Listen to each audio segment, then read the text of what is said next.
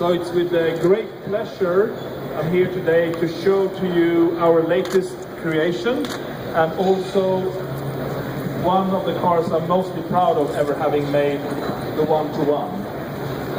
But let me start with the Regera, which has its American debut here at the New York Auto Show. It's a very unique car for a Koenigsegg, or any brand I would say, as it's probably the only combustion engine sports car that I know of that doesn't have a transmission at all. It's direct drive from the combustion engine to the rear wheels. That was only possible with help of electrification. So this was an idea I had personally 2 or 3 years ago, but it required some very unique electrical technology and batteries to work, and that just came available to us recently. So it was a big gamble to create a car with no gearbox, especially a sports car, to see how would the customer base receive it and think of it. And the response we have received is mind-blowing, really. And the car's characteristics went beyond my wildest dreams. It's really something very unique to drive and intuitive. And the last thing you think about when driving it is, I want to shift gear. So how does this work? It's directly connected, the engine is directly connected to the rear axle via final drive, so we have like one gear in the car. Then we have one electrical motor for each rear wheel of around 200 kilowatts each and 780 newton meters of torque each. That gives us torque vectoring.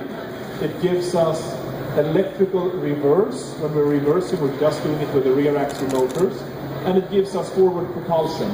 In combination with that, we have a 1200 horsepower twin turbo V8. It delivers, it's a 5-liter V8 twin turbo. It delivers 1200 horsepower on 91 octane fuel, so easily obtainable here in the US. And on that crankshaft, on that engine, we have another electrical motor with 400 newton meters of torque and 160 kilowatts of power.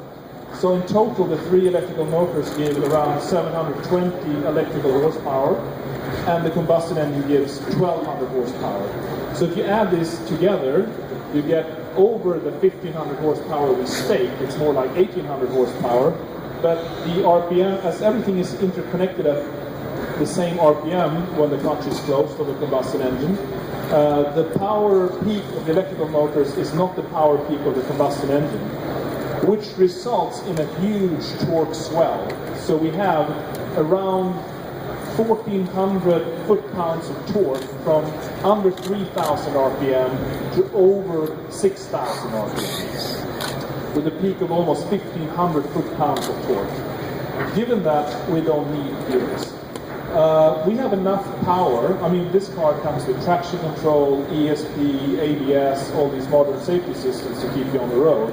But if you would turn them off and you have a dry road in a good condition and new tires, it's enough to spin the wheels from 0 to 150 miles per hour continuously. That's how much power you have everywhere. Over 150 miles per hour, you don't have enough power to spin the wheels in the drive.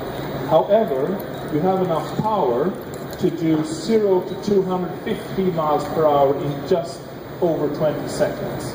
It can do 0 to 400 kilometers per hour in 20 seconds. So 250 is just a little bit more, so it's just over 20 seconds. And we will give you an official number coming this summer when we will do some timed runs. And that's about 10 seconds faster to 250 miles per hour than any other production car. And we only have one gear.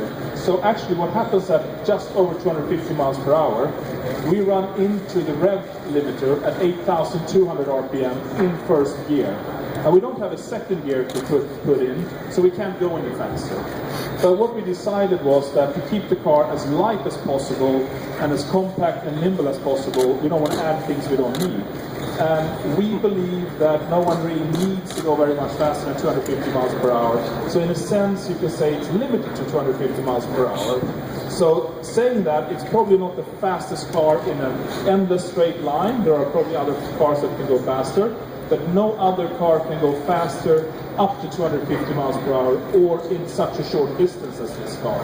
So from our point of view, whoever gets to 250 first wins. That's the fastest, not the ultimate speed.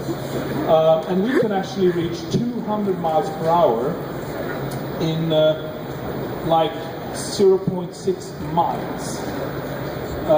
And that's pretty much unheard of. So it's obtainable. If you have a racetrack with a long straight, you can go 200 miles per hour quite easily. And that's exciting and unusual, and it's obtainable. It's obtainable speed, it's obtainable power, it's controllable, it's direct through the electrical motors, the torque filling. So it's power in your hand like never before. Controllable, easily obtainable, massive power everywhere. So this is the first Koenigsegg where we had an idea to make it a little bit more luxurious. I mean, our cars are actually, even this 1-to-1, which is race spec in many ways. It's good for daily driving. It has adaptable chassis, it has ride height adjustment, it has satellite navigation, it has Bluetooth telephone, it has automatic shifting function and so on. But still, at its heart, it's built for the track to have maximum performance at the track. But this car was built to be the best road car you can imagine. So here we even have electrical seats with memory function. The whole body is fully robotized. It's the world's first fully robotized car body, regardless of car type. And I will show you a little bit of these functions. Let's see. So you don't actually have to touch anything to open or close the bodywork. It just comes up by, I'll show you the rear wing here as well. The rear wing is actually the first fully foldable, top-mounted active rear wing. What's important with the top-mounted side of things is that the underside of the wing is what gives downforce, not the top side really.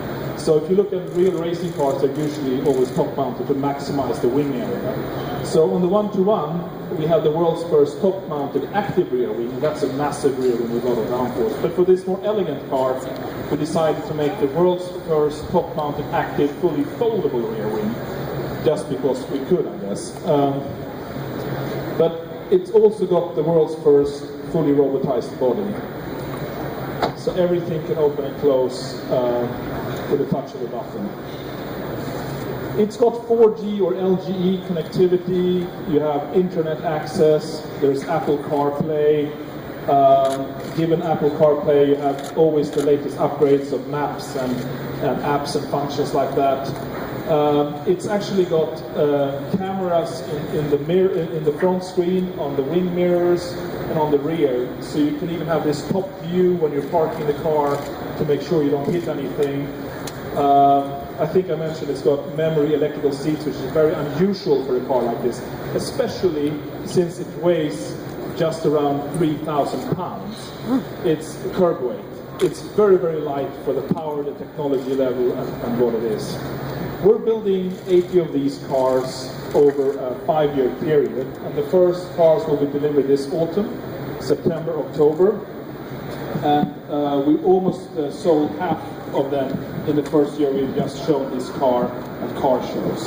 So we're very excited to get into production and start really showing the customers what it is and what it can do. So that's the Regera. A little quickly about the 1-to-1. This is really our pride and joy. It's a labor of passion. It was a car that everyone said was impossible to create. Here in the US, of course, you think mostly in pounds when it comes to weight and so on, but in Europe, where we're from, it's kilos, of course, and we always had a dream, and we heard other people saying the same thing. Imagine if you could make a car that has 1 kilo per horsepower. That would be amazing. So getting the weight down and the power up to have a 1 kilo or 1 horsepower per kilo ratio. And our power levels kept going up and our weight kept going down as we optimized the cars over the years with more carbon fiber, even carbon fiber wheels and these things. And we managed to find that magical combination. Actually, they are under 1,360 kilos curb weight, but that was the aim we put out when we came up with the main 1-to-1. So you actually have more than 1 horsepower per kilo weight in these cars. We had to match that with handling and features to make it drivable. So together with Michelin, we developed a special version of the Pilot Sport Cup 2s. And these are road legal tires. And with the downforce package of this car that generates 600 kilos of downforce at 250 kilometers per hour, we can have 2 Gs in the corners. And last year, we had a little tour around the world with a 1-to-1 with our test car. And just driving basically show laps around the Suzuka track with passengers, we broke the lap record. The tires weren't new, the car wasn't made anything special for that, it was just showing off the car, and we broke the lap record. We flew the car back to Europe without changing the tires, went to Spa, which there was a driving event there, driving around customers, we broke the lap record. Of course, we already had the 0 to 300 to 0 kilometer per hour world record with the Regera R in 21 seconds, but this car could do 0 to 300 to 0 in 17.2 seconds, which was a new world record. So we beat our own record with that. And it was the first car in the world with 1 megawatt of power. This car now has 1.11 megawatts of power, but it's a little bit heavier and a little bit more luxury. But this is really, I would say, the pinnacle of our technology and something we're very proud of. There's only 6 ever made. That was the limited run we set out, plus 1 prototype. They all sold out even before we showed them 2 years ago. It's really become something of a legend, something we're very proud of. So thank you all for coming and listening to me and hearing about our cars and what we do. And I hope you will enjoy the show. And I have a quick question, if I may. Questions. Yes, please. Do you have a direct mechanical link to the rear wheels? Is there a direct mechanical link, or is everything through the electric motors? Yes, so the question from the lady here is there a direct link from the combustion engine to the rear wheels? Yes, maybe I forgot to mention that. What is very unique with this car is that if you drive on the highway, for example, at cruising speed, basically the electromotors are not doing anything. We're closing the hydraulic coupling to the combustion engine and driving the rear wheels from the combustion engine with no gearbox. And that has never happened before in any production car that we're aware of. That means we have 50% less transmission losses, because normally you have about half of the transmission losses in the final drive, which we still have, and the other half in the gearbox, which we don't have. And this solution is actually viable for normal production cars or even trucks. Imagine a truck with normally a 10 or 12 speed gearbox, but if you replace that with this direct drive system, you can drive fully electric in town, you accelerate out on the highway together electrically and the combustion engine, and when you reach your cruising speed, you just shut off the electrical system and run directly from the combustion engine to the rear wheels, thereby saving space and weight of the gearbox and cost, and instead having batteries and electrical motors for driving in town and having less transmission losses on the highway. So this is basically a general idea that works for a normal car, a truck, or a mega hypercar like this.